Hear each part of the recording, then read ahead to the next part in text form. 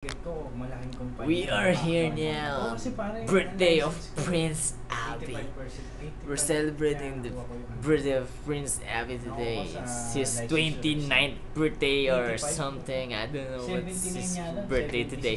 And I'll introduce you to Mr. Marvin Riuhilan, the best of sleeping mode. Yeah, look. Yeah. He only got 2 shots of the best rum on the world. Baby Matador. Yeah. And I'll introduce you to Mr. Two-timer Lester Elmasan. Yeah. What can you say? Yo, Yeah. this baby rock. Yeah. Inamin niya po na two-timer talaga siya. Ako, loyal ako sa kanila. Kaya, Mr. Birthday Boy, what can you say about your birthday?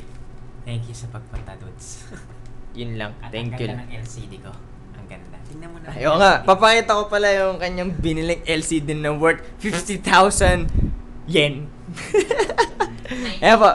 19-inch, 50,000 yen. Yan. Ito yung mga pinagbuunan niya ng mga mahigit ilang buwan ng kanyang pagbubuno at ewan ko kung ano ba yung pinagbunuan niya. Kaya ganun.